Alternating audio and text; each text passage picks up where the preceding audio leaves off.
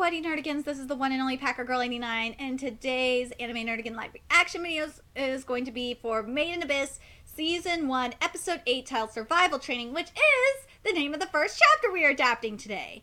So, the beginning of this chapter was actually in the recap, so I'm totally fine with it. And there was a little, I want to say there was just a little bit of, well, yeah, there was a little bit of filler trying to find the water. But, making the fire as well, that's a little bit of filler, too. So now we're at day 3 of the training. And yes, Ozen is checking in on them. Yes, we got the monster biting Reg and throwing him around a little bit. But something I want to mention is some of the dialogue that was in the day 3 dialogue was in the day 1 shit, was part of the day 1 dialogue. So I don't mind it. It's there. But I love that. I love the little extra stuff from Ozen as well. I love it. So now we're on day 5, and thank you for freaking labeling it anime. I don't know if my subtitles are just wrong, but what the fuck? Okay, so Riko says she got pig poop and tree bark, and all she said in the anime is like poop from a female. It's like, what the hell is that supposed to mean? Like, why aren't you mentioning the pig poop? Like, it's pig poop. It's not writing.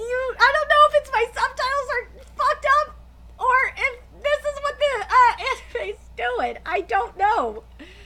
I really like this. This episode is really, really good. This is a nice adaptation of the manga, and something that this anime is doing right, that it reminds me of what My Hero Academia anime does, is it's using filler to enhance the chapter, because again, some of the stuff is definitely not in the manga, but I'm fine with it because it adds more depth to it, because we didn't see them do much in day 1. So I am down with this.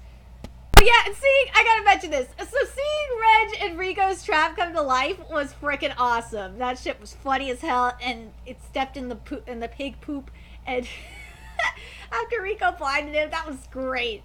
We're getting the rest of the flashback that was skipped last week, but I'm annoyed because this should have been in last week's episode, not here. Or fuck, if you would want to put the whole flashback here, fine. But at least we're getting the rest of the flashback. That makes me happy that we're getting the rest of the flashback, and seeing this anime is just so nice. But I wish it was in last episode. I really, really do. This should have been last episode. But now that I think about it, it would have been better in this episode, having the whole thing. But whatever. So, what did I think of the flashback? You Americans are probably telling me. I thought the rest of the flashback that we got was really, really nice. And I in particular, the violin that was playing during the flashback, I thought it was so perfect. It was.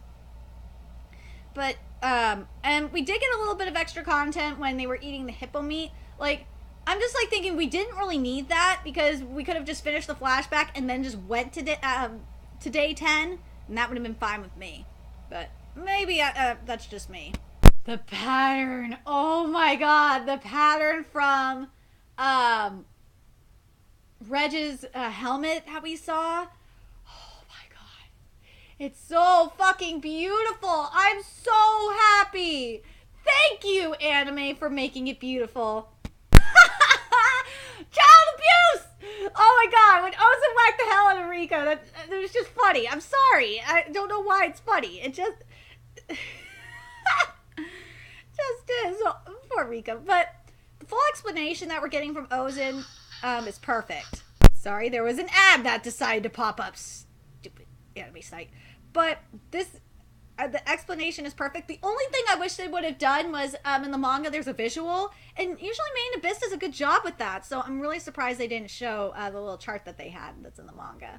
Badrun! Oh my God, I hope we get to see at least Badrun by the end of the season. Please! I want to see Badrun and his fucked upness. I need to see it, or I'm gonna be so mad.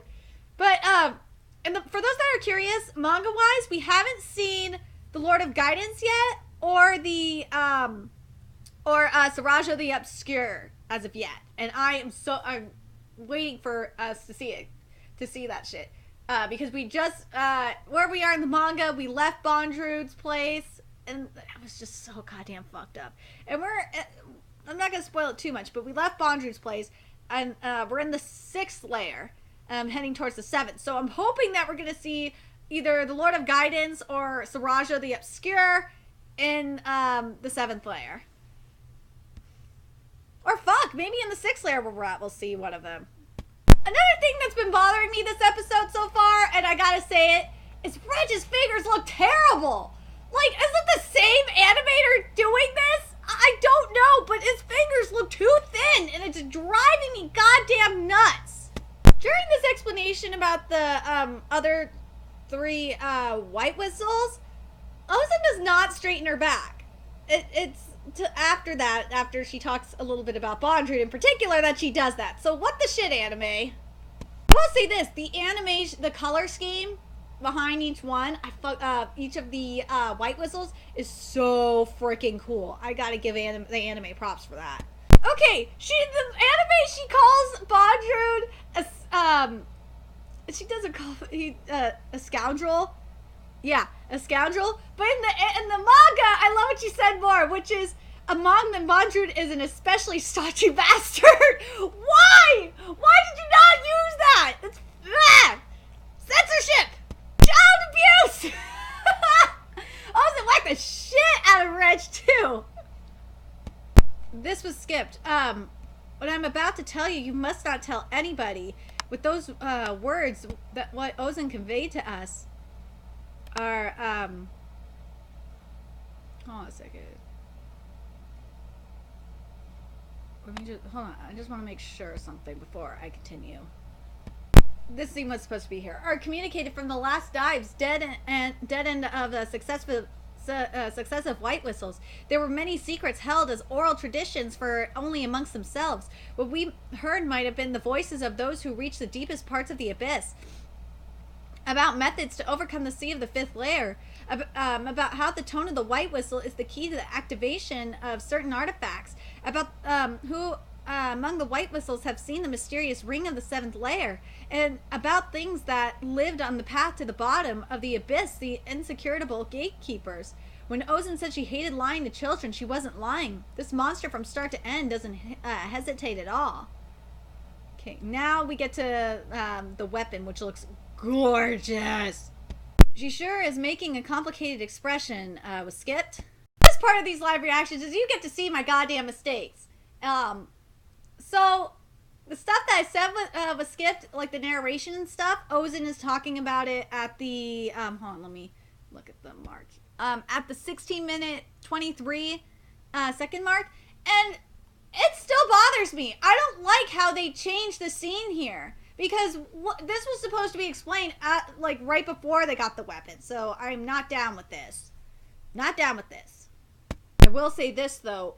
It's better than what they did in the manga. Because in the manga it was mainly like a black panels. But we're seeing different scenes. The beautiful scenery. And I really like that. So anime, you did a nice job. Like if I was thinking if this kind of narration was like near the end of the episode, I wouldn't hate it so much.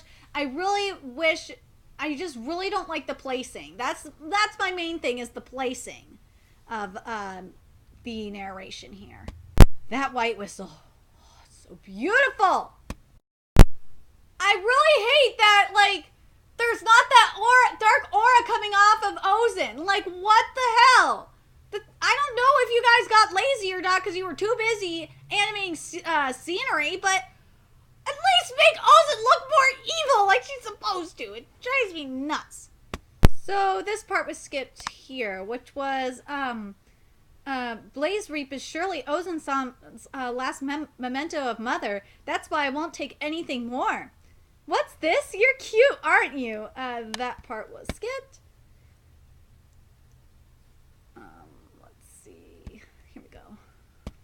Maruk! I just want to hug him. He is so cute. It's like I must protect him. He's so adorable. And you crying is going to make me cry because he's so cute and I don't want him to cry. I like that, like, something as Reg and Rico are leaving, is that we're getting, especially when she's saying she wanted to reminisce more about Liza. I really like that we got this little bit of the flashback in here. I thought that was really smart. Look at little leader! Look at Jiro! Oh my god! Like, he's so cute! Oh my god! No wonder Liza took him as an apprentice, because he's just adorable! Like, how can you not say no to that? I really love this music. Oh my god. The soundtrack for this episode has been fantastic, particularly in this Liza memory, and seeing at the end of the dialogue, of her dialogue, seeing her hair blow in the wind like that. Oh my god. It was breathtaking, especially with this music. Oh my god, I gotta talk about Liza's face and her eyes. Liza's eyes are so beautiful. Oh my god, they look like sapphires. They're gorgeous. And her face is, oh my god, Liza is really well drawn in this anime. She's well animated. I really, really like it. I really like her. I love it. I love her. No, anime, you're not getting away with this, even though it's beautiful. It says here that the Death's third layer is the Great Fault. The second layer endpoint, that's what you were supposed to say. The second layer endpoint is the Skyward Waterfall. Like, huh? Why are you not mentioning this? Because that's, like, the reason why I'm being so picky on this is because in the manga, it will talk about the different endpoints and the borders and stuff like that before each layer. Or, hell, it's going to talk about it for mid-layer. So I don't understand why you're deceiving us, anime. You really are. So where the episode ends is